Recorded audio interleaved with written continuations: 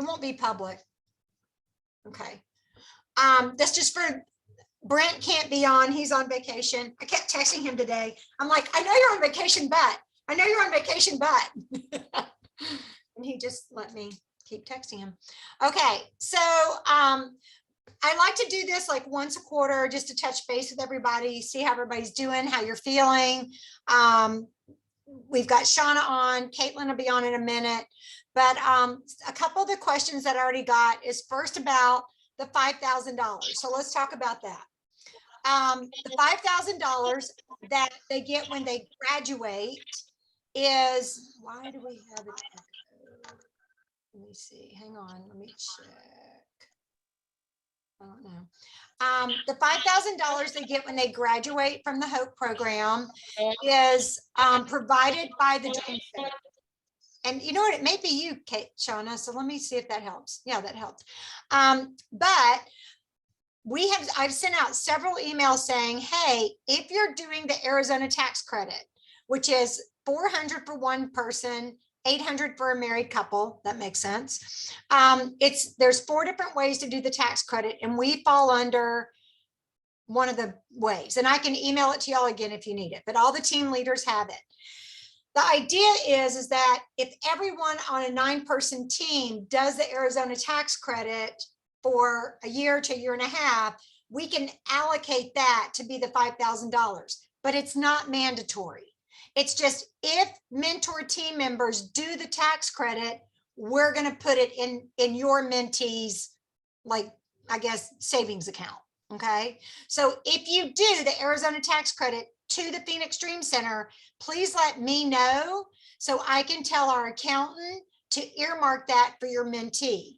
But it is not mandatory. We figure out where we're going to get those funds. Right now we have 3 graduates that are looking to pull $5,000, and we're just kind of scrambling, trying to figure out where we're going to get it. So the way this works is the mentor team sits down with the graduate and they say, okay, you have this $5,000 to spend. They don't have to spend it all today. Okay. If they want to maybe look at putting a down payment on a car, if they need to buy a phone, if they need immediate things, then go from right now, just go through me and say, okay, so we've decided, let's say Avery needs $1,500 to get into her apartment. She needs another 1,000 for a security deposit, and she'll need 500 for this. I put that into Kim Smith, our accountant, and we get that money. But the idea is the mentor team directs the mentee, directs the graduate on how those monies are spent. Otherwise, you hand someone $5,000 and say, yay, you, and it will be gone in about a week. For most, I mean, I know if you gave me $5,000, I don't know what I'd do with it. I'd have a lot of new shoes. So, you know, and we're trying to teach them accountability and responsibility and all of that. And so how to budget this out, because to them, it feels like $1 million. Okay. But we all know it'll be gone like that. So once your mentee graduates, then you sit down with them and say, we have a few extra funds for you. You know, you have this $5,000. Let's figure out the best way to spend it. They might even have. Can I jump in, Joanna, real quick? Yeah. So the way that would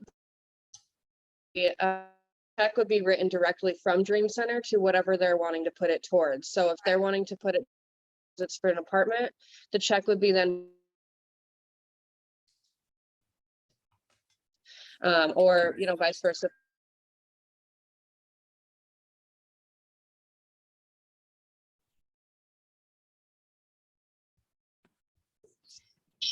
Okay, I don't know what's going on with my internet, but you just froze up. So I think what you said is the check is written to wherever it needs to go. Right, okay. So just let me know, you know, don't bother Shauna or Caitlin about that. Let me know. It says my internet's unstable. Okay, so that's the first thing is the mentor team is not responsible to create the 5,000. They're responsible for budgeting the 5,000. Okay. All right. So let's just make sure we got that straight. If your mentee says, yeah, my mentor team pays the 5,000, you need to say, no, they don't. No, they don't. That's wrong information, and it's probably my fault somewhere, but it's wrong information. Okay. And Joanna, is that for all graduates or just graduates with a mentor team? All graduates. That's what I thought. Thank you. Yeah, good question. Good question. If it's a graduate without a mentor team, though, there's a lot of control over it, as you can well imagine. Okay. Tammy asked me a really good question today. Let me go back and find it. She was asking about more guidelines on the pillars and things like that. So the reason why we don't micromanage the mentor teams is we really want it to happen organically, just like a family. I work with the mentor team leaders, we answer their questions, but we don't want to tell you every step of the way how to do something, because it needs to kind of happen just like family discussions happen. And the mentee may say, well, I don't want to go to school. I want to go to work full time because I don't see the need for school. And you might be going ding, ding, ding, ding, ding. You want to eventually be a nurse. Let's go ahead and get you in school so that you're not, 40 years old going to nursing school, which that's fine. But I just heard a speaker today who went at the age of 43 and finished everything. So, but we want to try to get them without telling them what to do, to say, well, where do you want to eventually end up? Where you want to be in 5 years and 10 years? But we want that to happen organically. If I tell you guys, well, you have to make sure they get schooling, or you have to make sure they get a job, or then I become the wicked grandmother. And I don't want to be the wicked grandmother. I want Jan to be the wicked grandmother because she's pretty and she'll get away with it. Yes. Yay. So we'll answer your questions when you send your recaps to me, if you will put in bold, red, whatever, this is our emergency question. I immediately send that to Caitlin and to Shauna. If it's one of the guys, I send it to Irene. And they look at it, they evaluate it, and they will answer it, because I don't have that kind of authority at the Dream Center. I'm like your middleman. I'm your buffer to answer your questions on a daily basis. But the big stuff, like what happens when a graduate moves to the 3rd floor?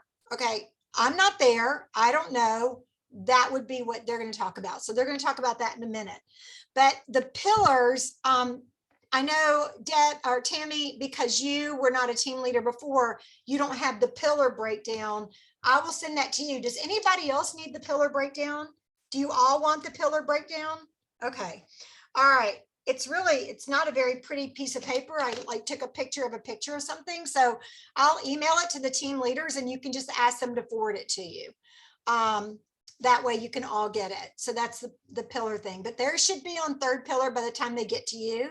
And moving forward, as of about 4 months ago, we decided that we would start doing interviews with the residents so that we know they're ready to work with that big of a team.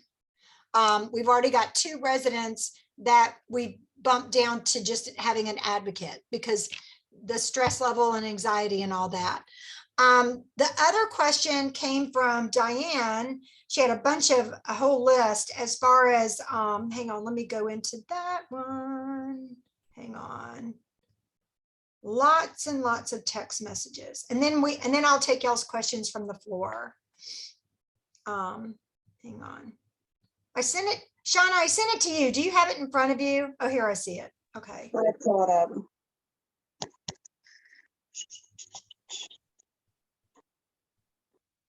Okay. Okay, so Shauna, I'm gonna let you take that because it's about maybe not always knowing if what the resident is saying is true and how to find out the information. Okay. So do you want to take that? Hi, Caitlin. Yeah, is that number 3 I'm looking at here? Yeah. So if your mentee is canceling your appointments a lot, if you could reach out to Caitlin or I, preferably Caitlin, but I'll also answer if needed.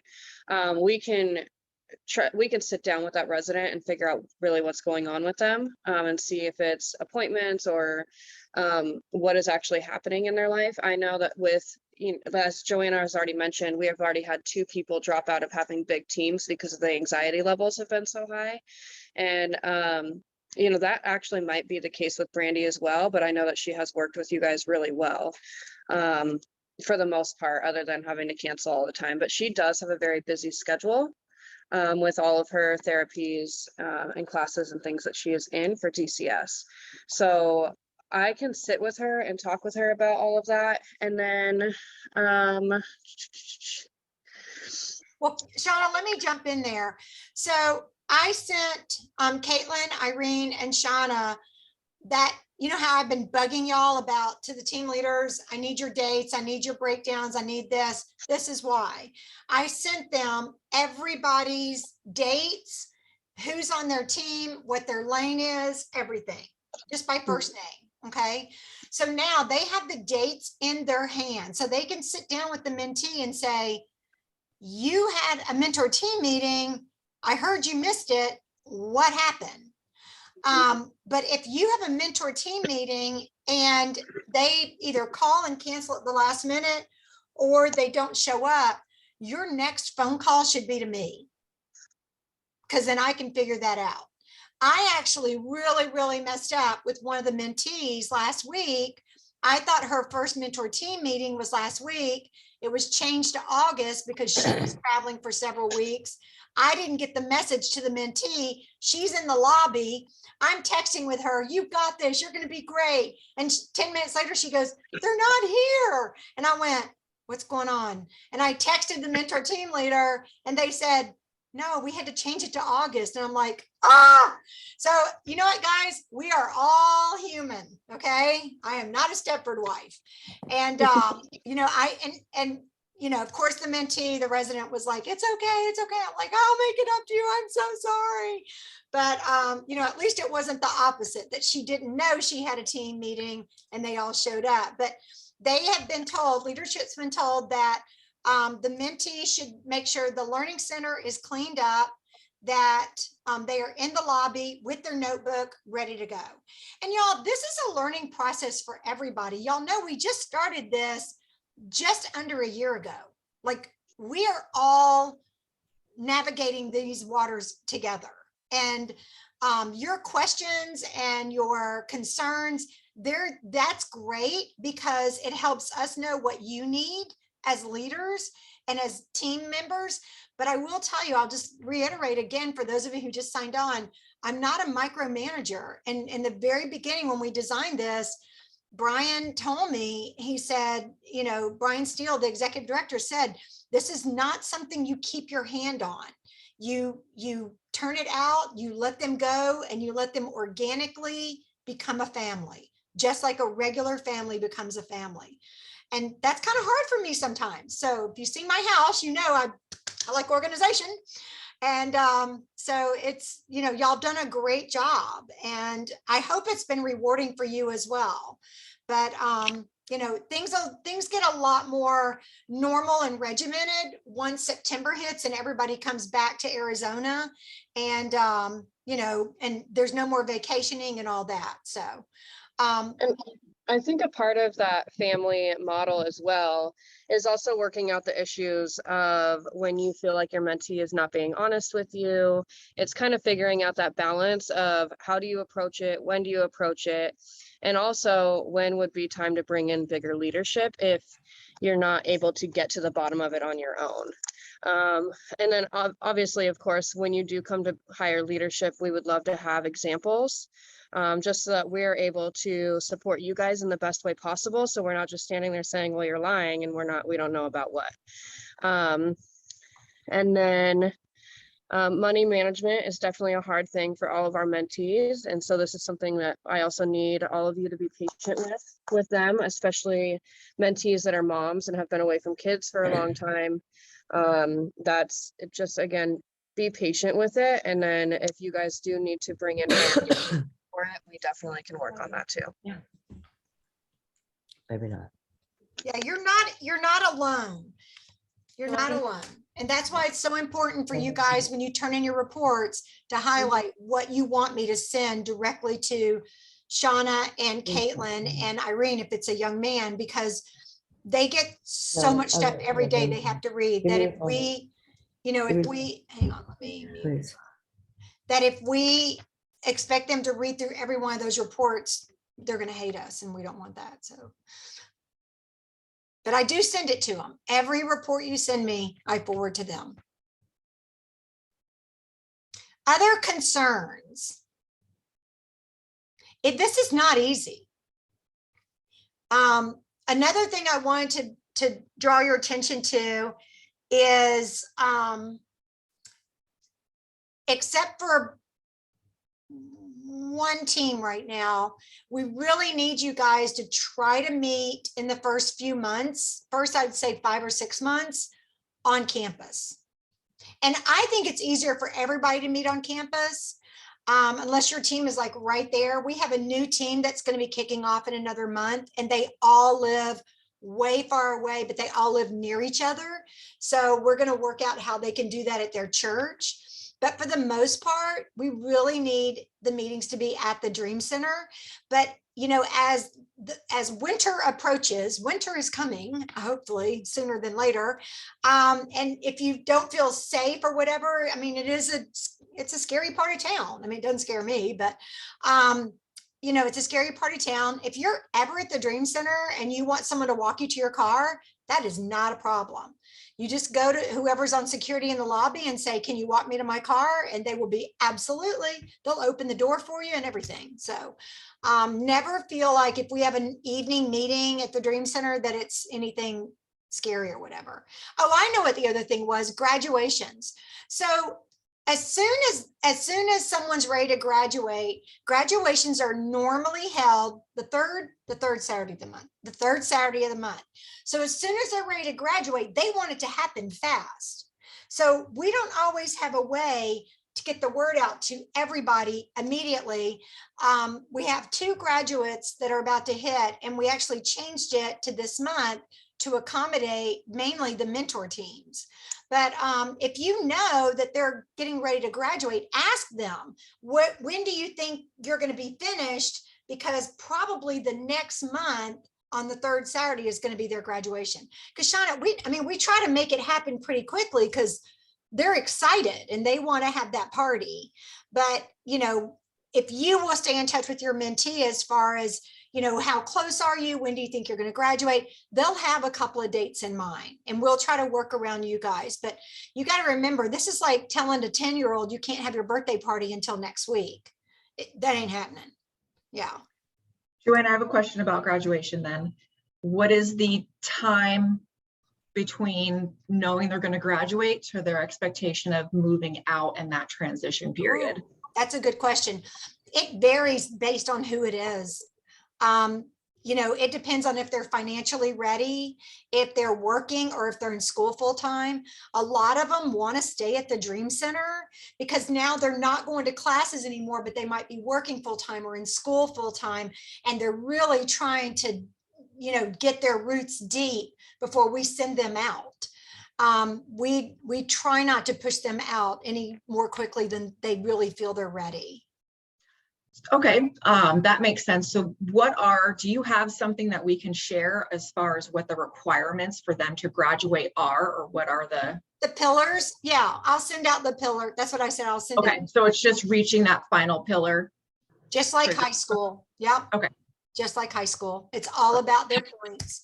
And Caitlin for the girls and Irene for the guys can always tell you within probably a week of where they are. Gotcha. Okay. Yeah. And your team leaders all have that. Yeah. We have a question. Yeah. So when Avery was, started with her job training and all that, and she was going to counseling, she came to a meeting one time and said, my counselor was talking to me about how I should go about looking for a place to live and da da da da da. And then one day she says, well, I'm going to go look at an apartment out in Bufu, someplace the whole wrong direction of where she should have been going. And so I said, well, first of all, why are you thinking about leaving the Dream Center now? What makes you think that you're ready to do that? You haven't got all your ducks in a row, and we're working on all these things, and you really think you're ready to do that? But no, she knows she's not. But it sounds like a good idea, especially when somebody like, somebody that's a leader is saying to her, are you thinking about, or how are you looking at moving out of the Dream Center? So I didn't know what the conversations, I'm not privy to all that and don't want to be, but I know that we don't encourage them to leave anytime soon, because money is the biggest issue, and where they end up when they don't have the money. So that's a challenge. Well, fortunately, we squelched all that. And, Well, so she far. understands that she's not ready to go out, that she needs to at least stay there for another 6 months minimum to build up her funds. Because we don't want her going out there having a job and then all of a sudden she loses it and has nothing to fall back on. So Right. we've really done a good job, and she understands that. Yeah. Well, I appreciate you guys squelching that. And unfortunately, with therapists, we don't ever have control of what they're going to talk about with their clients. And unfortunately, we do have a lot of conversations that we have to come back to where therapists are encouraging them to leave or encouraging them to find, they're really pushing them to their future, which is what a therapist's job is. So I appreciate you guys squashing that and helping Avery see that she does need more of a plan before she leaves. We just keep putting the finances out in front of her about what it's going to cost, and we're going to go over in 2 weeks, I think it is, what the basics are going to be when you do decide to leave the Dream Center, depending upon what prices are and what your minimum you're going to need. And it's the shocking thing when anybody does that. Any of us have done that in our lifetime. It's a shocking thing. And you say, well, I don't make enough money to pay all those bills. Well, yeah, therein lies the issue. Yeah. So Y'all have done a great job with her. So Jamie, you've got some questions. Unmute, hon. So like, as far as what you can't talk to them about, just help me understand what you mean. So we were kind of thrown into it, and I felt like we were very unorganized when we were with Joy, but I was so grateful to have Joy because she really had her stuff together. She knew what she wanted. We just listened, we have to go in there and say, okay, don't do this, do that, or whatever, it was very easy. And I have a feeling they're not all going to be that easy. So there's no rule book. So I don't know what we're allowed to discuss. I don't know if we're not, I don't have an example because I've never done this before Joy. So I don't really know like what things can come up. Like if she brings certain things up, are we allowed to discuss everything that she brings up? Are we, that's my question. Like, I really don't know. I don't have an example for you. Okay. So when y'all applied, you got the handbook that gives you some guidelines right there. It kind of helps you as far as, well, just go back and read it. It'll help you a little bit there. But Also, like a lot of things in our first Zoom meeting that we had before we got Joy, that we were going to be able to take her to lunch or we were going to be able to do outings with her, and then it never got approved to do it with her. So I'm not sure if there really is. I mean, I know you said this is all brand new. I didn't realize it was this brand new. So obviously you guys are still working out the kinks on that too. Yeah. And the thing is that what was happening, Jamie, was I got a couple of messages from team members that said the meeting is not an hour and 15-minute commitment. It's a half-day commitment. And so that's why I told the team leaders, I said, hey, can we go back to just meeting at the Dream Center? But if you have small groups that want to meet with your mentee, like 2 or 3 people, and they want to take them to coffee or to lunch or something like that, they can do that. The problem with, I think Joy did not have a phone. And so it's hard to communicate with them while they're at the Dream Center. We have to go through leadership.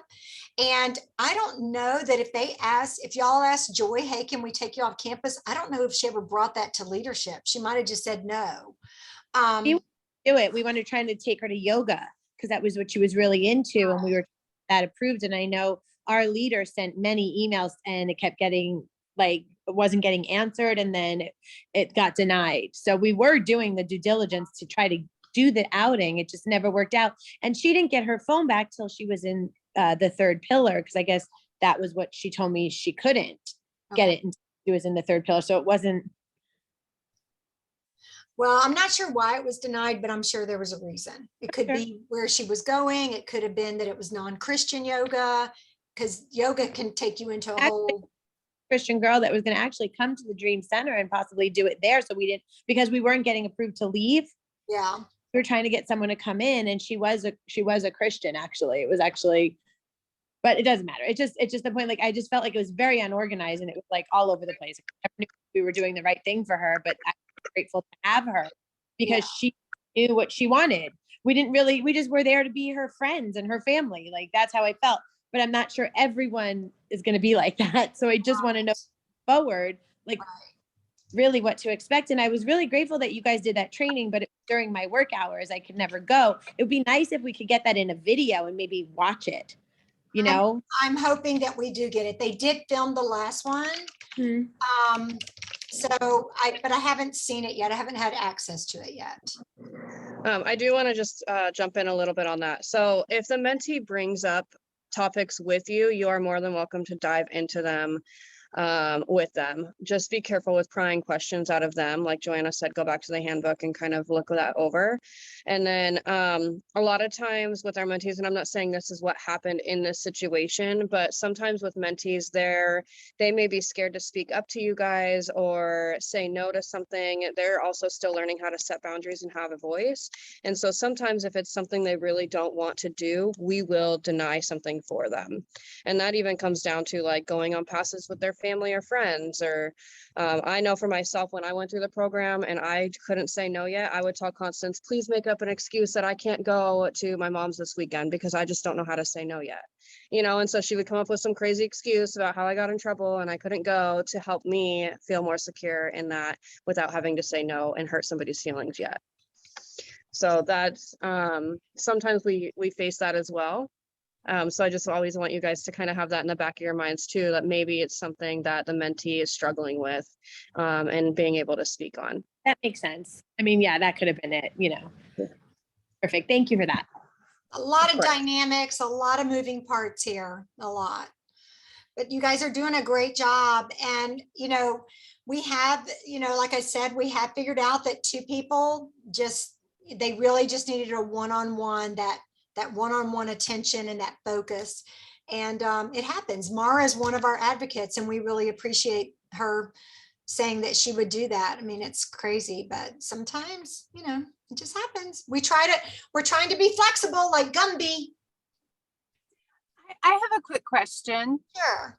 We have, our mentee she's so together. I mean, I'm so impressed with her. She knows what she wants to do. She's really focused. Every time we have a meeting, she has a new focus, and she's really, you know, works towards it. And she's really ready to go out and have fun and experience. But I feel like we haven't really given her enough opportunities to go out. So approximately, like, I know that it varies between each mentee, but like, what's the average number of outings? Like, I feel like she's only had like maybe 2 outings. One was a shopping outing, just, you know, for her regular items at Walmart. And then the other one, we, you know, took her out and we went to a plant store and went to a cool restaurant and listened to music and looked at some art. So, and I feel like, you know, and this has been like a month, and then I've been traveling, everyone's traveling. So I just feel like she's so hungry to go out, yet They all are. right. And I keep, you know, telling my team, because I was out of town for a couple of weeks, and I reached out to my team. I said, hey guys, she's ready. Like, you know, this is a great time to schedule outings. And I know everybody else has been busy or they're moving or whatever, but I kind of feel like we're doing her a disservice by not taking her out. So I'm hoping in the next month. So we can Patricia, step it up. I don't want to say, I mean, you knew that you had to have at least 4 to 6 meetings before you could have small group outings and stuff. But I want to tell you guys something. First off, you are not their social club and you're not their social outlet. And if I were, especially her, and she's social, I would be like, show up every day, take me somewhere. So let's be careful about that. But I also don't want to tell the team, I don't want to tell the team leaders only 2 outings a month or only 1 outing a month. Because again, that makes me evil grandmother, and I don't want to be the evil grandmother. But I don't know, Shauna, I mean, do you want to put restrictions on how many small group outings they can have? I don't. I just just want to be curious, like- careful with it, only because there are going to be some that, how do I put this nicely? There's going to be some that will be able to manipulate the team a little more and getting them to go out and spend money and things like that. Not that you guys are not for it. So I feel like maybe you'll be like, well, it's not manipulation because we want to do it, right? But there's also going to be some that are more shy and not willing to ask for that. And then also on the other hand, we have individuals who have been trafficked here in Phoenix, and we have individuals that were safety swapped, so they have no trafficking experience here in Phoenix. And so for the ones that feel safe here in Phoenix because they're not ready, they don't feel like they're going to go out and run into their traffickers, they feel like, okay, cool, we can go out all the time. But the ones that have been trafficked here are still scared to go out into the community. And so whether they have the opportunity to go out or not, they may still be scared to. And I feel like we need to find that balance of how do we make everybody feel like they're getting the same treatment without making one person feel like, oh my gosh, this person gets to go out all the time, but it's also because of that fear that they don't have of going out. So I do feel like we need to put some type of limit on it. Because our girls are very sneaky sometimes. Our girls and guys. And I just don't know what that limit looks like. And just as a side note, if you are taking them for their weekly grocery run or whatever, which I said that would be great if you guys did, because then you can kind of help them with the health aspect as well of what to buy for their groceries, because they get fed at the Dream Center. This is their extra. But don't ever say, if they say, oh, I don't have enough for this, say, well, then let's talk about budgeting that. Don't say, well, I'll pick it up. Right. You are not Santa Claus, okay? Yeah. You are not Santa. You are not the fairy godmother. You're also not the evil grandmother. So we do need to have a balance. And I mean, I personally, I don't want to put restrictions on how many times you can take your mentee out a month, because some months you might be able to do several things. Like during December, you might have several different things to go to. But I do want to ask you guys, team leaders, please run extra outings by me, because I have access to the Where Hope Lives calendar, and I can see if they have something else going on, especially in the holidays. When the holidays hit, I can look on there and see if they have special events or churches coming in. You don't want them to miss one thing, because they have a mentor team meeting, when you can be a little bit more flexible during those times. Caitlin, did you want to add anything? You look like you're moving in the car. You're not driving, are you? I'm just a passenger. I'm not driving right now. I'm Caitlin, everyone. Hi. I was just thinking that all of these questions that are coming up, I think there's really no harm in reaching out to me, Shauna, or Joanna. If you want to go on an outing and are hesitant to whether you've done too many outings or if they're not available, we will say yes or no, and always just run it by us. There's no harm in doing that. And then I had another question about just overall. Is there like an assisted living that once the girls graduate, that maybe they can go into, or some kind of housing where they get, help with their rent, and so they can be out on their own, and yet they're still under, the help of the Dream Center? Or is, that they can have the opportunity to be independent and manage their own money, yet, they're assisted with their finances a little bit, with their bills. So that's really what our alumni program is for, because we don't have a transitional living at the moment. And there's very few around the Valley that will help, but also a lot of our residents don't want to stay in the Valley once they graduate. So that also becomes another difficult situation. You can always encourage them, if you want, to contact the National Trafficking Shelter Alliance and see what resources are out in the communities to be able to help with transitional living. And a lot of times they have to have graduated a program already. So, our program fits that. But we do have a couple transitional livings here in the Valley that we do work with. However, it's just, there's strict guidelines to be met in order to get into those places. And again, just like all of the shelters, all of those places are completely full and have waiting lists as well. Okay. Thank you. But if you want to raise the money to build an after graduation, we've actually had Deb Pirtle, a couple other people have said that would be so amazing if we could create that aftercare situation where there's a little bit of monitoring, some freedom, but you know, that we're not just letting them go. But yeah, it's all about funding. Thank you for asking that though, Patricia. That's so kind of you. Anybody So I have a- else? Yeah, Dave. I have a question about housing, since that's one of my bailiwicks. Okay. And of course, Avery's going to graduate Mhm. this month. And she'll be ready to move, I guess, to the 3rd floor. Is that where they move to, the 3rd floor? Yeah. That's question number 1. If they apply and are accepted into the alumni program, then yes, they move down to the 3rd floor. So do they apply for that? They do. Okay. And is there a time limit on when they should apply? Should they apply now if they're going to graduate? After they graduate, they have time to stay on the 4th floor. So it's not, Immediate. yeah. Oh, okay, because I thought once they graduated, they had to move off the floor, but that's Yes, not. they No. go to graduation and we have their bags packed and we say, No. That's the kids. No, I didn't mean, out of the Dream Center. I meant to the 3rd floor, wherever. Shauna, can you explain to everybody how it works when they move to the 3rd floor, that it does now, they have to pay a little bit of rent and stuff like that?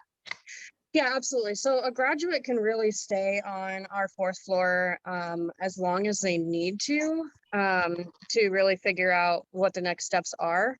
Now, if they apply to become an alumni, the way the alumni program works is they can stay, I guess, an extra length of time and they have a little less accountability on the 3rd floor. So they're still accountable. They still have to sign out when they leave. They still have the drug testing. They still have room checks, but they're not being checked on every 45 minutes. They kind of have a later curfew.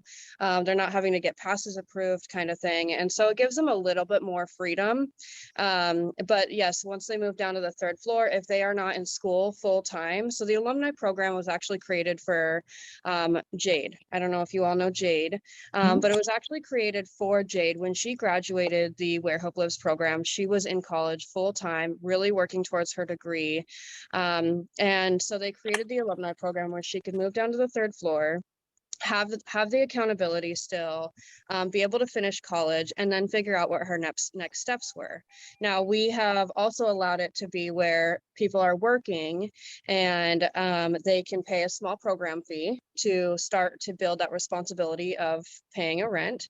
And then they, same thing, they're still turning in their 80%, saving money, making, really putting in a plan for the next steps. I'm actually kind of buckling down with the alumni program a little more than it has been.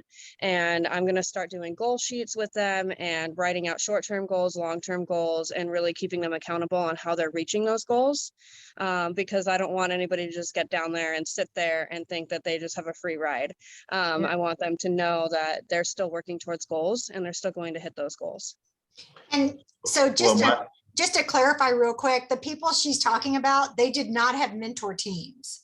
These were people who graduated before the mentor teams. Right. I was gonna say, my understanding is that even though Avery graduates this month, we still are going to be mentoring her for the next year. As long as she's at the Dream Center. As long as she's in the Phoenix area, we encourage the team to continue for up to a year. If you want to go past that, that's up to them, or that's up to the team. But, we just had like Joy left and she left the state. So that's done. Now, if her team wants to stay in touch with her, that's their own personal thing. But it's really, even if they leave the Dream Center, we still want to encourage the team to continue to meet with them and pour into them and guide them. And because they're going to need it then more than ever. Dave, you've pushed kids out the house. They need you more than ever when the checkbook has zeros. Although y'all do not give her money. but they got to figure it out. They just got to Yeah. figure it out. And it's nice to have that group that you've bonded with. And again, guys, this is such a learning process. And I wake up in the middle of the night many times writing down ideas and stuff, but you know, I really want this to become a family situation where y'all you figure it out with them. They need to see you figuring it out. So you model that behavior of let's talk through this, and y'all sharing ideas. Well, how about this? How about this? How about this? So that they understand this is what adults do. They talk about things and they voice it and they say, well, what about this idea, Sarah? Well, I don't know. What does Cinda think? You know, well, what does Jamie think? And okay, let's go back to our mentee. You know, what are your goals? Does any of this sound like it's doable? Does it sound, you know, like something that you could sink your teeth into? And because I would love to tell everybody exactly what they're supposed to do. That's not going to work. Shauna's like, no. Joanne tries to do it with me all the time. So yeah, this has been harder on me than it's been on any of you, let me tell you. And it breaks my heart sometimes to see a mentee make a bad decision when I know the mentor team has said this shouldn't be happening. It just shouldn't be happening. So, but I think, you know, as long as we're all like, we all know that we have a place to go. I like for y'all to go to your team leaders only because that kind of, it cuts down a lot of the fluff, because the team leader gets straight to the point. You should see what I get from the team leaders, straight to the point. And, you know, it's good because then I know exactly what we're dealing with and what the deal is and what we have to handle. And it's been an interesting journey, truly interesting journey. Pray for all of us a lot, especially me. Okay. Any other questions or concerns? So Tammy is putting together a team right now, and they don't have a mentee yet. Keisha Hearn, she has an entire group of women from her church. They don't have a mentee yet. But if you're tired of your mentee, you can't just say, well, can they take ours and we want a new one? It's not a puppy. So, but as you guys are looking, eventually our goal is that you might eventually, not right now, because Joanna will go cray, you might have people on your team that they actually want to serve on 2 teams. They've got the time or the wherewithal. Joanna. Okay, hang on. Could you repeat that? You froze. Yeah, hang on. My internet is unstable. Can you hear me now? No? Yeah, Hang on. I have yeah, to we can hear unplug. you now. Okay, sometimes I have to unplug and replug back in. But not the team leaders, but if you might have someone on your team who says, you know, I have the time, I have the energy, I think I could serve on 2 teams. It's not like being an advocate where if you're an advocate for someone, you can't do or be anything else, because then you have jealousies and things like that. Mentor teams are a little bit more gray area. So, you know, if any of y'all say, you know, I have the time, I have the wherewithal to possibly be on 2 teams, you know, let me know that and we'll plug you in somewhere. You won't be a primary, you won't be a team leader. That's too much. So, but yeah, because you guys have experience now. And that's one thing that Brent said when he and I were chatting, because he couldn't be on tonight, was he said, you know, knowing what we know now, we are so much better. And, you know, it's kind of like your first kid, that's your guinea pig. And so, you know, make mistakes. It's okay, guys, make mistakes. Let them see what happens when a real person in the real world who's, you know, educated and polished and awesome like you guys are, when you make a mistake, tell them if you make a mistake, even in your life, and let them know this happens. You know, we all mess up and it's okay. Striving for perfection is striving to be like Christ, but thinking you have to be perfect, you know, perfect, that's a stretch, right? My husband can't even do that. And he comes pretty close. Dave, you come close too. Good husbands. All right. Anybody else? Anything else? Okay. Diane, stay on for just a minute with Sean and I so we can talk about the other situation. And I'm gonna let the rest of you guys go. Thank you so much for being on. And if you have